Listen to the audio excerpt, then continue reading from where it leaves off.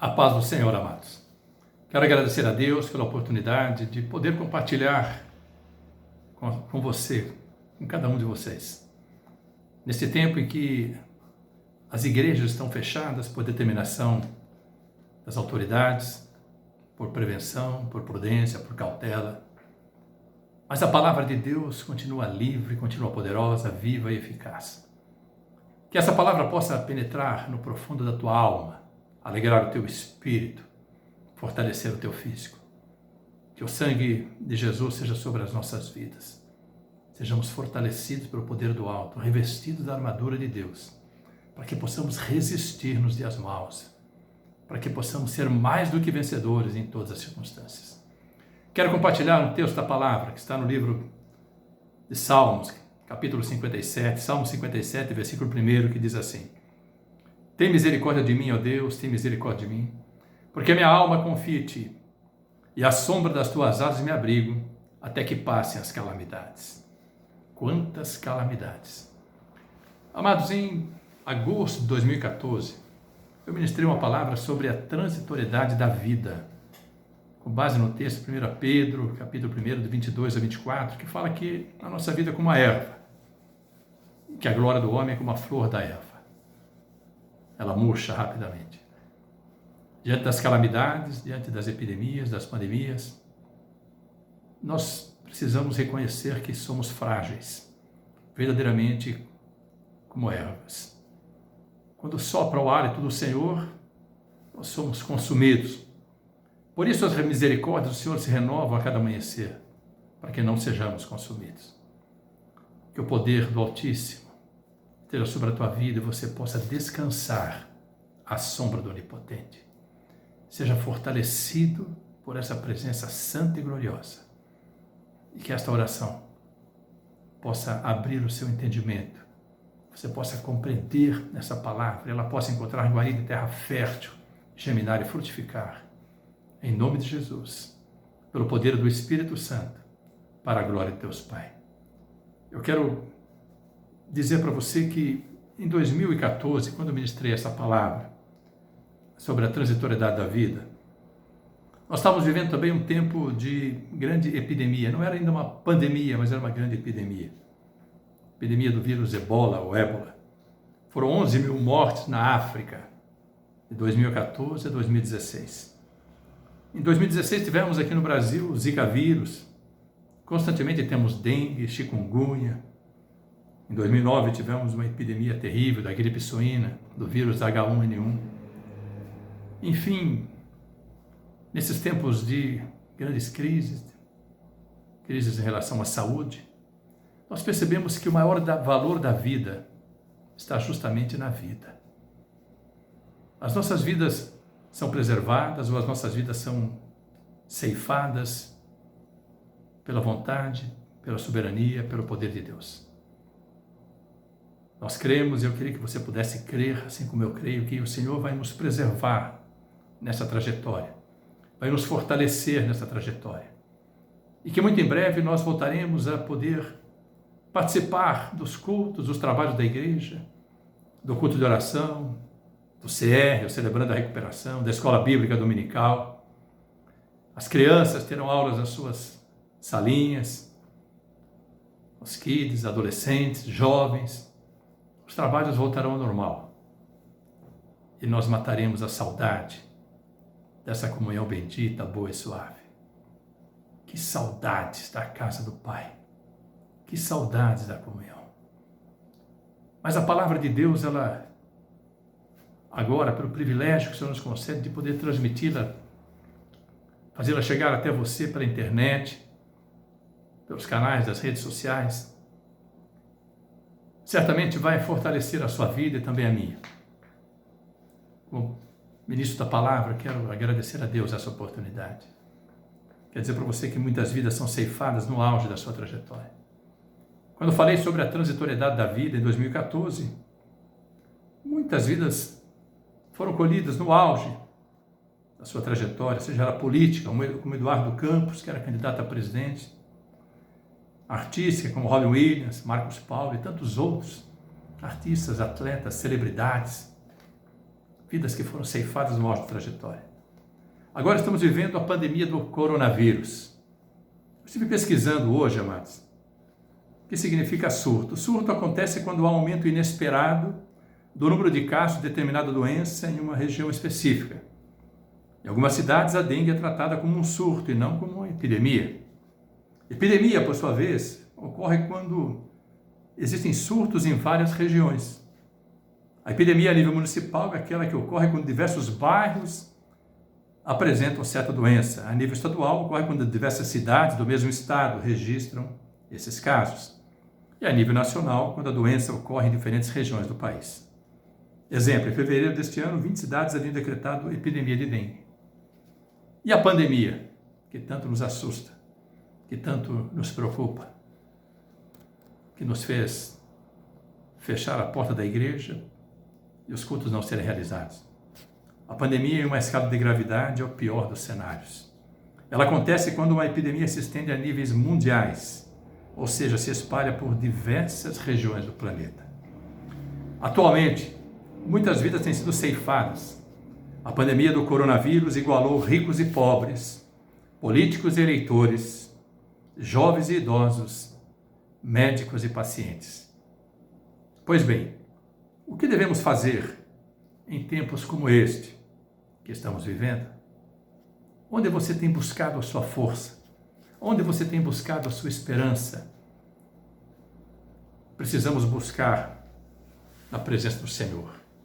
Amados, estamos em guerra contra o coronavírus. Mas preste atenção. Essa é uma guerra que se vence com a prudência. Uma guerra que se vence com o isolamento social, com obediência às determinações. O nosso campo de batalhas é a nossa casa. Ninguém vencerá essa guerra saindo a campo. Precisamos ficar em casa e defender o nosso campo de lentilhas. Eu não sei se você conhece a história do campo de lentilhas, de como Samar, um dos valentes de Davi, preservou a sua plantação de lentilhas, a sua terra, a sua fazenda, o sustento da sua família, a sua casa. O segundo livro do profeta Samuel, capítulo 23, versículos 11 e 12, fala sobre Samar, sobre essa história. Samar defendeu o campo de lentilhas sozinho contra a invasão dos filisteus. Evidentemente, existem muitos que precisarão deixar suas casas para trabalhar, sejam profissionais da saúde, dos serviços essenciais para abastecimento.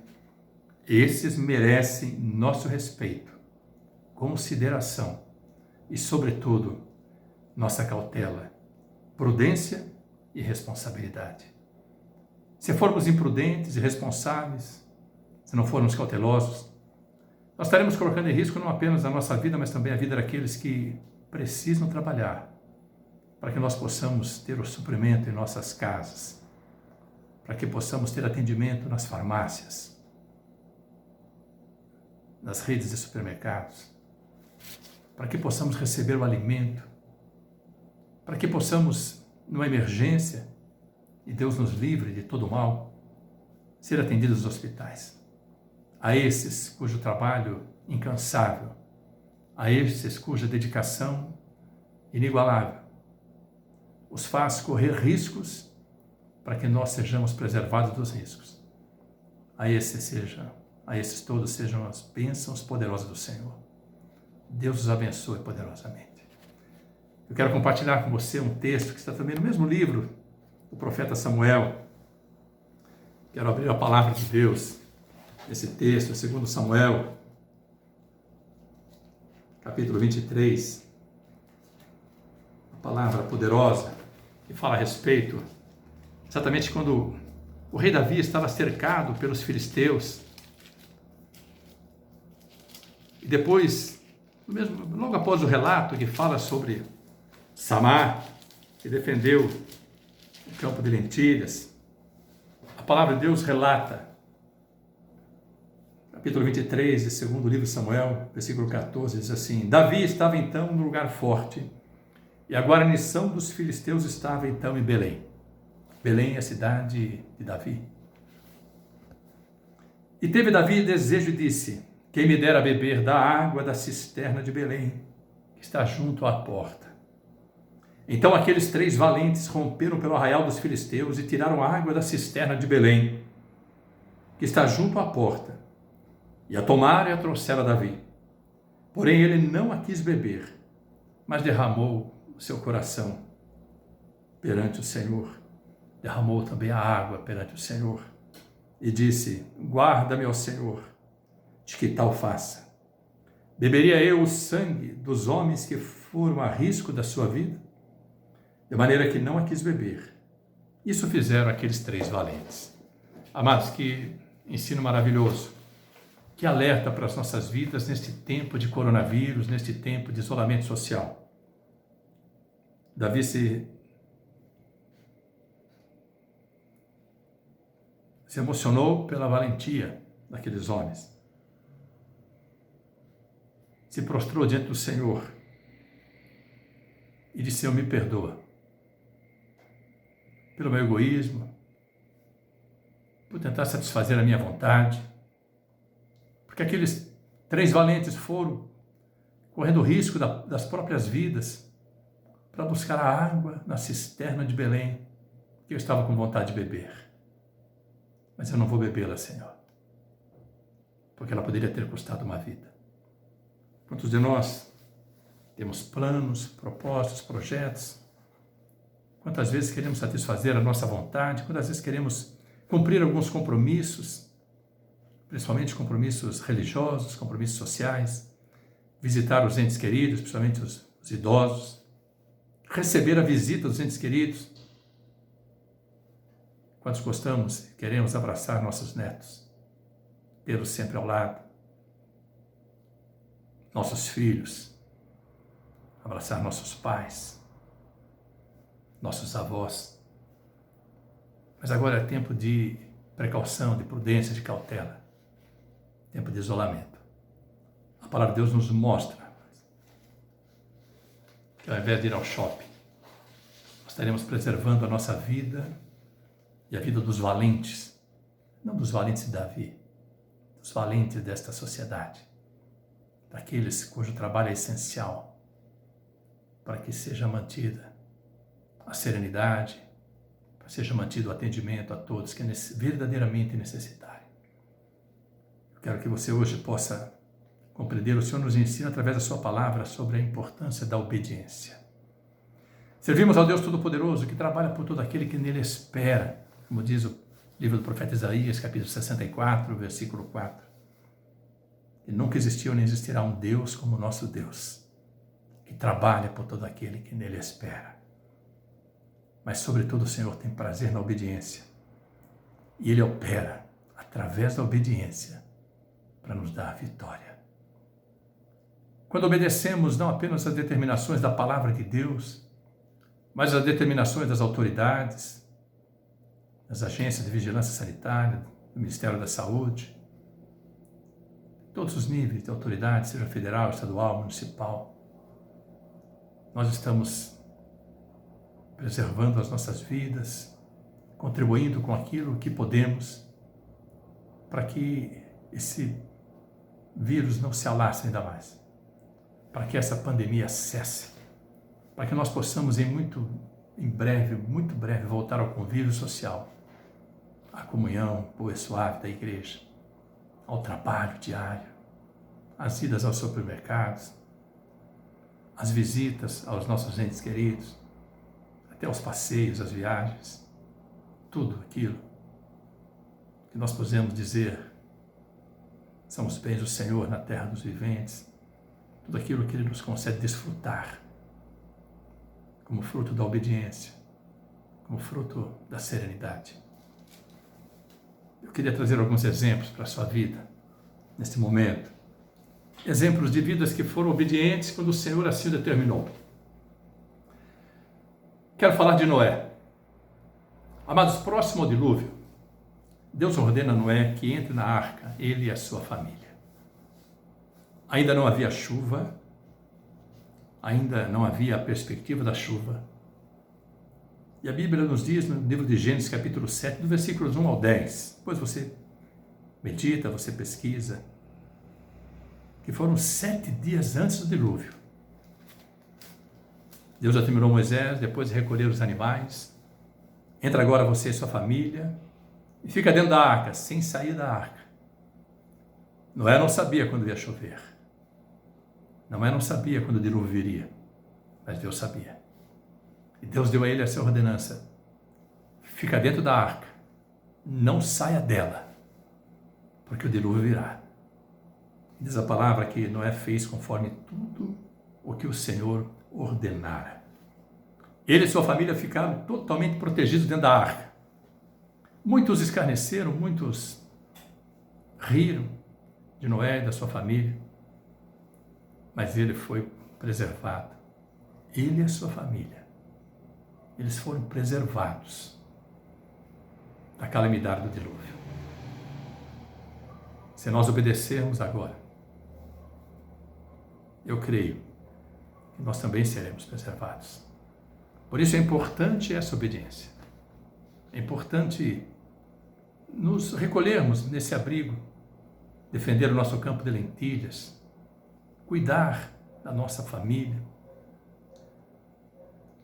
Muitos de nós não poderemos abraçar agora, porque estamos recolhidos dentro da arca. Mas muitos estão, cada um recolhido dentro da sua própria arca. E a palavra, como água, virá sobre as nossas vidas. Seremos inundados por essa água bendita e alcançaremos vitória. Depois abraçaremos, depois beijaremos, depois sentiremos a alegria, a felicidade do abraço dos netos, dos filhos, dos pais, dos irmãos, dos avós, dos amigos, dos colegas. Agora é tempo de permanecer na arca, como Noé e sua família. Quero lembrar também outro episódio da Palavra de Deus que nos alerta. Amados, estamos nos aproximando da Páscoa, a maior festa cristã, a nossa maior festa.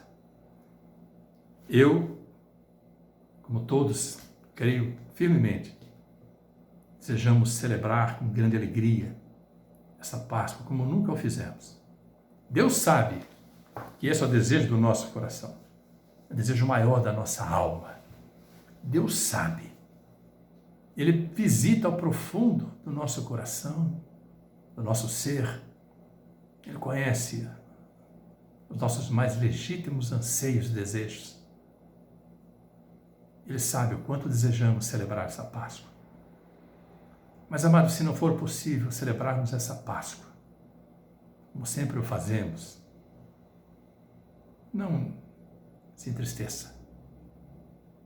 Certamente, o Senhor propiciará que nós possamos compartilhar o pão, o vinho, comer do corpo e beber do sangue de Cristo. Quem sabe, cada um na sua casa. Quem sabe no partir do pão, com mãos abençoadoras e abençoadas, mas não conjuntamente. Certamente Deus dará estratégia. Deus sabe o quanto desejamos celebrar.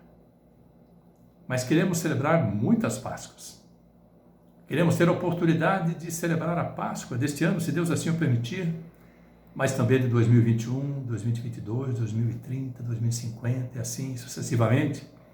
E quando nós, pais e avós, não pudermos mais celebrar, os nossos filhos, nossos netos, nossos bisnetos continuarão celebrando.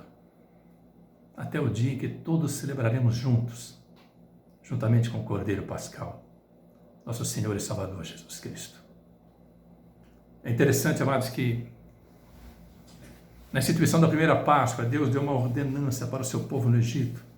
Está lá no livro de Êxodo, capítulo 12, do versículo 11 ao 23. Eu queria que depois você fosse buscar essa palavra, meditasse nesse texto. Deus deu uma ordem a Moisés, dizendo: cada família separe para si um cordeiro e o prepare para que possa ser desfrutado durante a noite. E o sangue do cordeiro vocês vão passar nos umbrais e nas vergas das portas, pelo lado de dentro da casa. E Deus deu uma ordenança a Moisés, dizendo assim: Porém, nenhum de vós saia da porta da sua casa até o amanhecer. Está no versículo 22. Porque naquela noite Deus passaria pelo Egito, e nas casas onde não houvesse a marca do sangue do Cordeiro, a vida dos primogênitos seria ceifada. Todas as famílias, inclusive as famílias dos animais, perderiam os seus primogênitos. O povo de Deus separou o cordeiro, sacrificou o cordeiro, preparou o cordeiro para alimento e passou o sangue, como Deus ordenara a Moisés, passou o sangue nos umbrais das portas, nas vergas das portas, pelo lado de dentro das casas. Havia a marca do sangue, como hoje há a marca do sangue sobre a minha vida, sobre a sua vida, sobre a minha casa e sobre a sua casa. Não a marca do sangue do cordeiro, dos cordeiros que foram sacrificados na primeira Páscoa, mas a marca do sangue de Jesus Cristo, o sangue da nova e eterna aliança, o sangue da redenção eterna, o sangue que nos resgatou das trevas e nos trouxe para o reino da sua maravilhosa luz. O sangue do verdadeiro Cordeiro Pascal, Cristo, a nossa Páscoa. Esse sangue, essa marca está sobre as nossas vidas, as nossas casas. Como esteve o sangue dos cordeiros nas casas dos israelitas ali no Egito. Mas Deus deu uma ordenança a Moisés e ele disse ao povo: não saia da casa. Ninguém saia da sua casa agora, porque é tempo de se preservar. De nada adiantaria a marca do sangue se não houvesse a obediência em relação a não sair da casa. Percebeu a importância da obediência? A obediência alegra o coração de Deus. Quando obedecemos às autoridades, nós também alegramos o coração de Deus. Quando oramos pelas autoridades, nós alegramos o coração de Deus, porque Deus pede que nos submetamos a elas. Assim, amados, eu quero que você tenha certeza, mais do que ter a marca do sangue do Cordeiro como temos, é necessário obedecer. Outro texto da palavra de Deus que fala sobre isolamento com provisão é o texto que está no primeiro livro de Reis, capítulo 17, versículos 1 a 7. Elias, depois de profetizar que haveria um tempo de seca sobre a terra, Deus disse para Elias: vai-te daqui e esconde-te junto ao ribeiro de Carite. Você beberá da água do ribeiro e eu ordenei aos corvos que ali te sustentem. Elias ficou em isolamento social, em obediência à ordenança de Deus, à palavra de Deus. E Deus ordenou aos corvos que provessem o alimento para Elias. Os corvos não levaram apenas pão, os corvos levaram carne. Só Deus tem autoridade para contrariar a natureza dos corvos. Eles carregavam carne, sem consumi-la, para suprir a necessidade do servo de Deus. O alimento que eles mais prezavam, eles não tocavam, que Deus ordenara: é provisão do meu servo.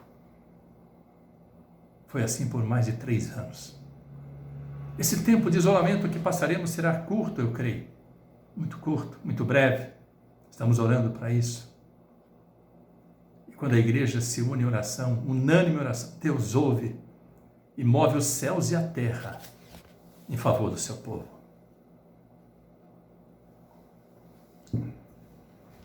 Amados, Elias obedeceu, foi sustentado, Deus lhe deu a provisão. Será assim com cada um de nós. Não temas o Deus da provisão, o Deus que trabalha por aquele que nele espera. Moverá os céus e a terra para prover, suprir as nossas necessidades. E o salmista diz assim: fui moço e agora sou velho. Todavia, eu nunca vi desamparado o justo, nem a sua descendência mendigar o pão. Creia nisso, meu amado, minha amada. Família de Deus, creia nisso. Nosso Deus é o Deus da provisão. Quero trazer como último exemplo, o exemplo do próprio Senhor Jesus. Quando Jesus nasceu, Herodes deu uma ordenança, enviou os seus guardas, o seu exército, para que todas as crianças de até 2 anos de idade fossem mortas. Ele queria matar o Senhor Jesus. Porque os magos haviam dito que havia nascido o rei de Israel. Israel estava sob o domínio do Império Romano e Herodes disse assim: é meu concorrente, vou matá-lo. Herodes não tinha conhecimento das profecias, das escrituras sagradas. Herodes não tinha conhecimento do poder de Deus, da soberania de Deus, de como Deus preserva os seus amados filhos.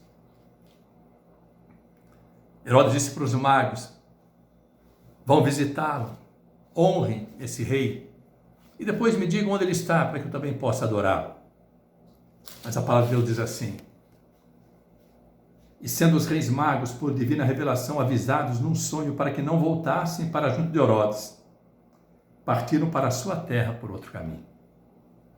E tendo eles se retirado, eis que o anjo do Senhor apareceu a José num sonho, dizendo: levanta-te e toma o menino e sua mãe e foge para o Egito. E demora-te lá até que eu te diga, porque Herodes há de procurar o menino para o matar. Amados, que coisa tremenda. Como Deus preserva os seus. José poderia ter dito: mas é filho do Deus Altíssimo. Foi concebido pelo Espírito Santo. Ele não perecerá. Mas aí, mais uma vez, eu digo para você, meu amado e minha amada, nós estamos num tempo de grande guerra. Uma guerra que se vencerá com a prudência, com a cautela, com a obediência. A vitória virá do Senhor para as nossas vidas, para toda a sociedade, para esta nação, para todas as nações. Mas há que haver obediência, há que haver cautela, há que haver responsabilidade, há que haver prudência, há que haver respeito. A melhor forma de manifestar o amor neste momento é vivendo o isolamento social, cuidando cada um de si mesmo, para que possa cuidar do próximo. Esse é o maior gesto de amor.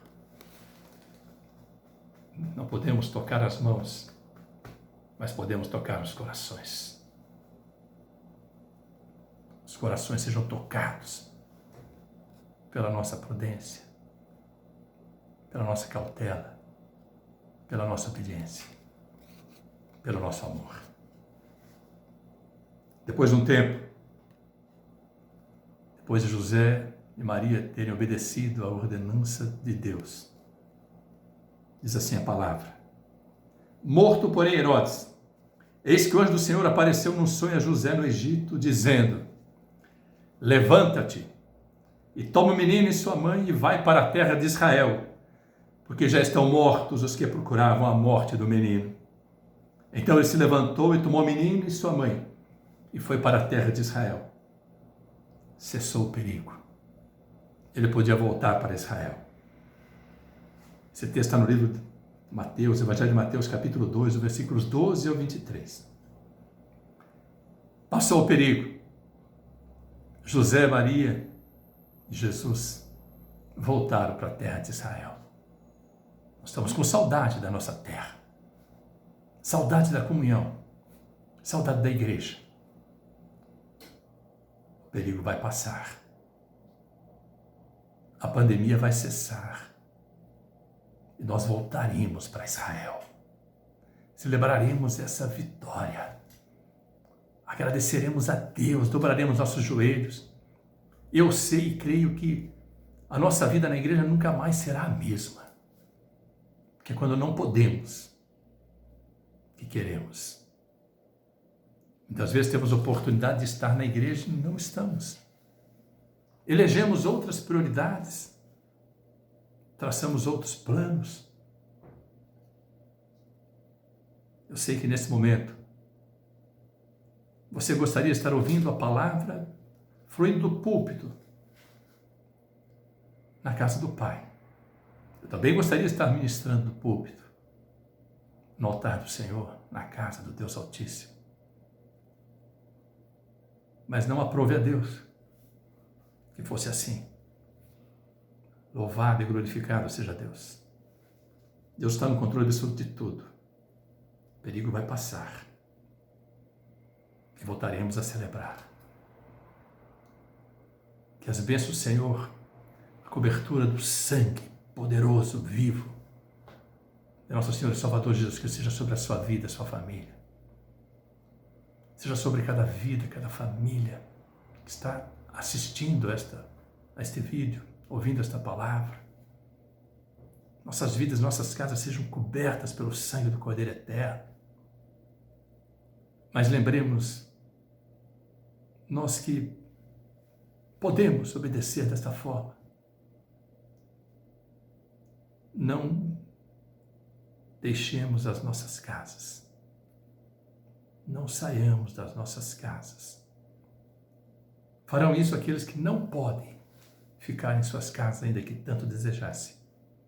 Eles precisarão trabalhar para que nós possamos ter o suprimento, ter o atendimento médico, ambulatorial, farmacêutico, fornecimento dos alimentos, dos itens essenciais. Oremos por essas vidas tão preciosas, por esses valentes que enfrentam o coronavírus, como os valentes de Davi enfrentaram os filisteus para buscar água na cisterna de Belém. Que um dia nós possamos todos juntos tomar dessa água, água viva da palavra. Todos esses valentes possam reconhecer que Deus os preservará e possam ter uma intimidade com o Senhor, ter um encontro real com o Senhor Jesus se ainda não o tiveram. E agradecer a Deus por preservá-los quando estavam indo buscar água na cisterna de Belém, trabalhando para nos atender. Por enquanto, amados, eu e você, minha família e sua família, ainda que isolados socialmente, nós possamos viver esse tempo desfrutando da companhia preciosa do Senhor Jesus, da presença poderosa do Espírito Santo de Deus. Queria convidar você, sua família, você e sua esposa, você e seus filhos, aqueles que estão junto de você neste momento, que estão confinados em suas casas, isolados em suas casas,